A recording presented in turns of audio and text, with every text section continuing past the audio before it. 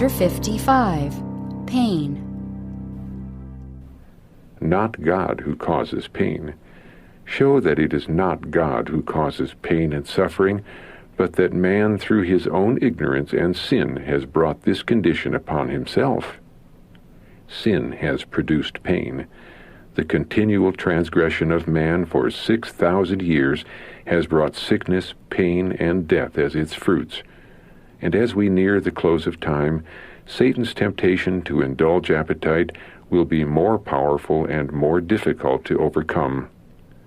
Aches and pains, nature's protest. Many are living in violation of the laws of health and are ignorant of the relation their habits of eating, drinking, and working sustain to their health. They will not arouse to their true condition until nature protests against the abuses she is suffering by aches and pains in the system.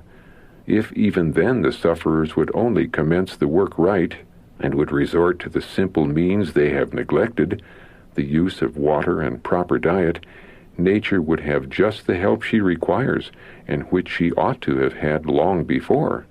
If this course is pursued, the patient will generally recover without being debilitated.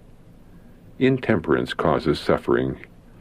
Many are so devoted to intemperance that they will not change their course of indulging in gluttony under any considerations. They would sooner sacrifice health and die prematurely than to restrain their intemperate appetite. And there are many who are ignorant of the relation their eating and drinking has to health. Could such be enlightened, they might have moral courage to deny the appetite and eat more sparingly of that food alone which was healthful, and by their own course of action save themselves a great amount of suffering. Pain caused by restoring processes. Pain is frequently caused by the effort of nature to give life and vigor to those parts that have become partially lifeless through inaction. Suffering exaggerated by mental attitude, a personal message. If you had denied your taste for reading and seeking to please yourself, had devoted more time to prudent physical exercise, and had eaten carefully of proper, healthful food, you would have avoided much suffering. A part of this suffering has been imaginary. If you had braced your mind to resist the disposition to yield to infirmities, you would not have had nervous spasms. Your mind would be drawn away from yourself to household duties, keeping your house with order, neatness, and taste. Sufferers incline to become impatient. The sufferers can do for themselves that which others cannot do as well for them. They should commence to relieve nature of the load they have forced upon her. They should remove the cause, fast a short time, and give the stomach chance for rest. Reduce the feverish state of the system by a careful and understanding application of water. These efforts will help nature in her struggles to free the system of impurities. But generally the persons who suffer pain become impatient. They are not willing to use self-denial and suffer a little from hunger. Neither are they willing to wait the slow process of nature to build up the overtaxed energies of the system, but they are determined to obtain relief at once and take powerful drugs. Suffering over which we have no control. There are those who are pure-minded and conscientious, who are sufferers from different causes over which they have no control. Not hidden from Jesus Christ. What a wonderful thought it is that Jesus knows all about the pains and griefs we bear. In all our afflictions, he was afflicted. Some among our friends know nothing of human woe or physical pain. They are never sick, and therefore they cannot enter fully into the feelings of those who are sick. But Jesus is touched with the feeling of our infirmity. God vitally interested in man's suffering. He will not be held guiltless who neglects to relieve suffering on the Sabbath. God's holy rest day was made for man, and acts of mercy are in perfect harmony with its intent. God does not desire his creatures to suffer an hour's pain that may be relieved upon the Sabbath or any other day. Trusting when in pain. Your mind may often be clouded because of pain. Then do not try to think, but just rest and show that you have committed your soul to God as unto a faithful Creator. It is your privilege to show in your weakness and suffering that you do not doubt the love of God toward you, that you know that He is faithful who has promised, and that you trust soul and body in His hands, that He will keep that which is committed to His trust. Let your mind dwell upon the goodness of God, upon the great love wherewith He has loved us, as evidenced in the work of redemption. If He did not love us and consider us of value, then this great sacrifice would not have been made. He is beneficent in mercy and in grace. Let your heart and mind be at rest like a tired child in the arms of its mother. His everlasting arms are beneath you.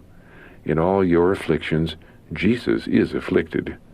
Hide in Him, and the wicked one will not harass or confuse your faith. Jesus has bequeathed His peace to you. Strong is the strength which God supplies through His eternal Son. The word of His grace is manna to the believing soul. The precious promises of the word are life, sweetness, and peace. Suffering, no excuse for unchristlike actions. During the past night I have slept but little. I tried to look to Jesus, to place myself in the hands of the great Physician. He has said, "My grace is sufficient for thee." The grace of Christ leads men to speak right words under all circumstances. Bodily suffering is no excuse for unchristlike actions. Rising above pain. Often invalids can resist disease simply by refusing to yield to ailments and settle down in a state of inactivity. Rising above their aches and pains, let them engage in useful employment suited to their strength. By such employment and the free use of air and sunlight, many an emaciated invalid might recover health and strength. Use of remedies not a denial of faith. If they take the position that in praying for healing they must not use the simple remedies provided by God to alleviate pain and to aid nature in her work, lest it be a denial of faith, they are taking an unwise position. This is not a denial of faith. It is in strict harmony with the plans of God. When Hezekiah was sick, the prophet of God brought him the message that he should die. He cried unto the Lord, and the Lord heard his servant and worked a miracle in his behalf, sending him a message that 15 years should be added to his life. Now one word from God, one touch of the divine finger, would have cured Hezekiah instantly. But special directions were given to take a fig and lay it upon the affected part, and Hezekiah was raised to life. In everything we need to move along the line of God's providence. A disposition to cause pain is satanic. It is because of man's sin that the whole creation groaneth and travaileth in pain together. Romans chapter 8, verse 22. Suffering and death were thus entailed, not only upon the human race, but upon the animals. Surely, then, it becomes man to seek to lighten, instead of increasing, the weight of suffering which his transgression has brought upon God's creatures. He who will abuse animals because he has them in his power is both a coward and a tyrant. A disposition to cause pain, whether to our fellow men or to the brute creation, is satanic.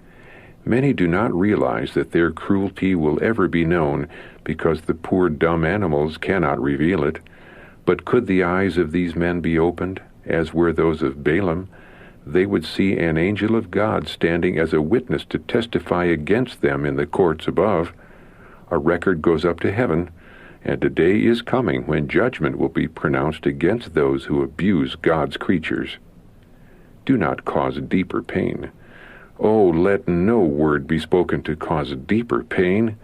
To the soul weary of a life of sin, but knowing not where to find relief, present the compassionate Savior. Take him by the hand, lift him up, speak to him words of courage and hope. Help him to grasp the hand of the Savior. Christ's anguish greater than bodily pain. But bodily pain was but a small part of the agony of God's dear Son. The sins of the world were upon him. also the sense of his Father's wrath as he suffered the penalty of the law transgressed. It was these that crushed his divine soul. It was the hiding of his Father's face, a sense that his own dear Father had forsaken him, which brought despair. The separation that sin makes between God and man was fully realized and keenly felt by the innocent, suffering man of Calvary. He was oppressed by the powers of darkness. He had not one ray of light to brighten the future, and he was struggling with the power of Satan, who was declaring that he had Christ in his power, that he was superior in strength to the Son of God, that the Father had disowned his Son, and that he was no longer in the favor of God any more than himself. If he was indeed still in favor with God, why need he die? God could save him from death.